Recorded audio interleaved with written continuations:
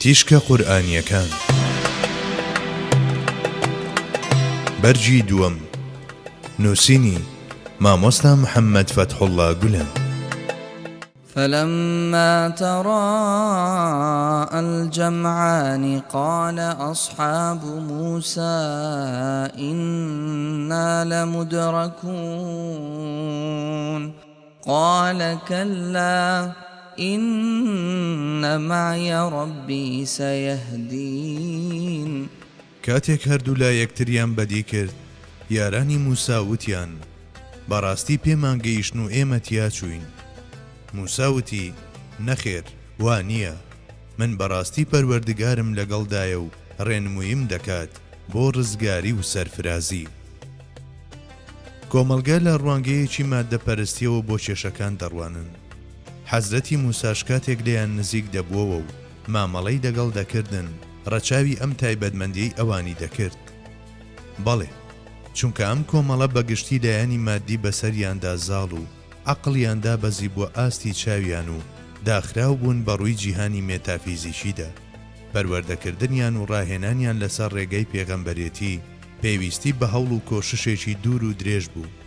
هەر بۆیە حەزرەتی موسا بە درێژایی ژیانی ڕێگایەکی وەهای هەڵبژار، بێوچان و ماندووبوون هەمیشە لەم پێناوەدا خەباتی کرد. ئەم ئاەتە پیرۆزەش ئەم تایبەتمەندیی یەهودیەکانی ئەو ڕۆژگارە نیشان دەدات. لە کاتێکدا کە فیرعەون بەخۆی و سوپاکەیەوە هەڵی کوتا بووە سەریان، دەریای سوور بە شێوەیەکی دەراسا سینەی خۆی شەق کرد و ڕێگەی بە تێپەڕبوونیاندا.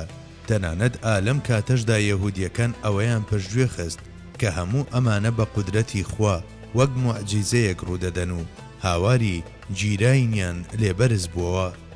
حەزرەتی موساش بەرامبەر بە کۆمەڵێکی ماددەپەرستی لەم جۆرە بەڕستەیەک کە جەختکردنەوەی تێدایە فەرمووی بێگومان خوام لەگەڵدایە و ڕێگام نیشان دەدات.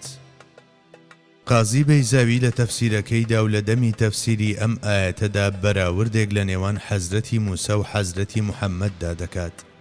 حەزرەتی موسا لەو کاتە ترسناکەدا بەڕێژەی کردداری داهاتوو فەرمووی خوای گەورە ڕێم نیشان دەدات.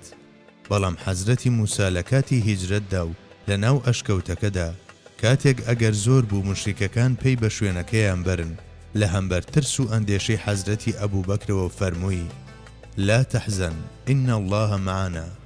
بەم بەراوردەش ئاماژە بە بێسنووری متمانەی ئەو بەخوا و بەرزی متمانەکەی بەسەر ئەوەی حەزرەتی موسادا دەکات.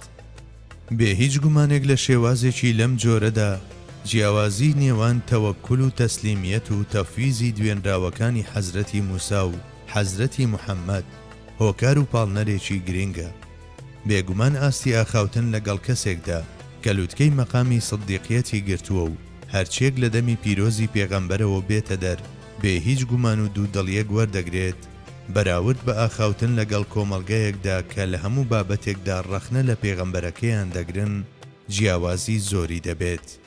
وجعل لسان صدق في الآخرين واجعلني من ورثة جنة النعيم. پەروەردگارە، بایادی خێرم لە سەرزارینەوەکانی داهاتوودا بمێنێت، بمجێڕە لەو کەسانەش کە بەهەشتی پڕ لە ناز و نیعمەت بەدەست دەهێن و دەبنە خاوەنی. حەزرەتی ئیبراهیم مرۆڤێکی وەهایە کە بەڕاستی و تەواوەتی هەستی بەو ئیحسان و نیعمەت و لوتفە نەبراوە کردووە کە خوای گەورە پێی بەخشیوە. بەڵێ، لای ئەم ئیدراکە بەرزە هەموو شتێک لە خواوەیە، ئەوە کە دەمان ژێنێت و تێرمان دەکات و دەمان خاتە قسە، کەواتە فەرمانڕەوای ڕەها تەنها و تەنها ئەوە. ئیدراکێکی لەم جۆرە ئەگەر بڵێت با خەڵکانی دوای خۆمیادی بەخێرم بکەنەوە، بێگومان خوای گەورە لە شێوەی ئیلهامێکدا پێیگەیاندووە. بەواتایەکی تر خوای گەورە بووە بە زمانی گوتاربێژی ئەو و دوعاکەی خستوتە سەرزاری، پاشان دوعاکەیشی لێ گیرا کردووە. لە ڕاستیدا ئەگەر گیرای نەکردایە دوعاکەشی ئیلهام نەدەکرد.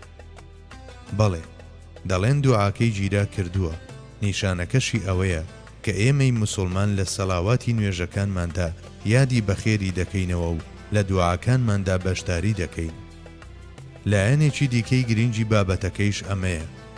وەکو دەزانرێت پێغەمبەران لە دوای وەفایان شتانی وەکو ماڵ و مڵک بە میراتی جێناهێڵن. میراتی ئەوان داواکانیانە. حەزرەتی ئیبراهیم وەکو درێژە پێدەری زنجیرەی پێغەمبەرایەتی پێشخۆی و وەکو نوێکەرەوە و چاکسازی خوازێک کە چەندین شتی لە سەردەم و ڕۆژگاری خۆیدا گۆڕیوە، دەیویست بە هیممەتە بەرز و فراوانەکەی بەڕووی هەموو مرۆڤایەتیدا بکرێتەوە. لە ئەنجامیشدا وەکو داخوازیەکەی ئەم دوعا گیرابووەی خوای گەورە داواکەی هێناوەتە دی. واتە حەزرەتی ئیبراهیم لە دوو لای گرنگەوە بووە بە تووبای بەهەشت بۆ تێگڕای مرۆڤایەتی لە ڕێگەی یەکێک لە کوڕەکانیەوە کە حەزرەتی ئیسحاقە، حەزرەتی مەسیح و لە ڕێگەی حەزرەتی ئیسماعیلیشەوە حەزرەتی محەممەد پەیدا بووە. لە لای هەموو ئەم پێغەمبەرانەش ئەو هەمیشە وەکو نمونە و ڕێنمونی کار تەماشا کراوە و لای هەمویان یادی بەخێری کراوەتەوە. جگە لەمە هەرچەندە زنجیرەی پێغەمبەرایەتی لە حەزرەتی محەممەددا تەواو بووە، کەچی یادکردنەوەی حەزرەتی ئیبراهیم کۆتایی پێ نەهاتووە.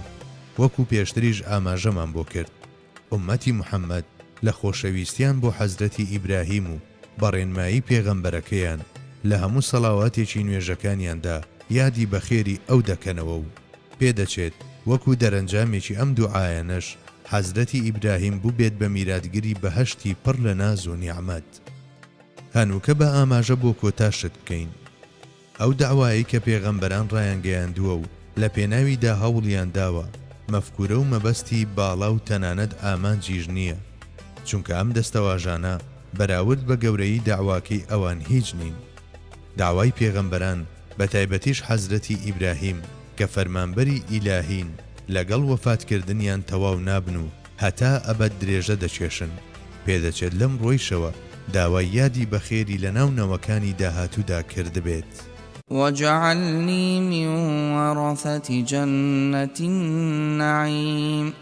داواکردنی بەهەشت لە خوای گەورە لە دوای داواکردنی میراتگرانی قەدرشناس لە دوای خۆی و پێغەمبەرانێک کە لەنەوەی خۆین و یادی بەخێری دەکەنەوە، سەرەڕای ئەوەی کە حەزرەتی ئیبراهیم بووە بە سەرچاوەی چەندەها خێر و بێری زۆر و زەبەندە و وەکو پێشەوای کاروانی پێغەمبەران وایە، واتە لە دوای ئەم هەموو هۆکارە مادی و معنەویانە داواکردنی ئەنجام لە خوای گەورەی سازێنەری هۆکارەکان دەری دەخات کە بەهەشت تەنها لوتفێکی پەتی خواییە و بەکردار بەدەست نایەت و لە سایەی ڕەحمەتی فراوانی خوای گەورە و داواکردنی گەرم و گوڕ و بەتینی بەندە حاصل دەبێت.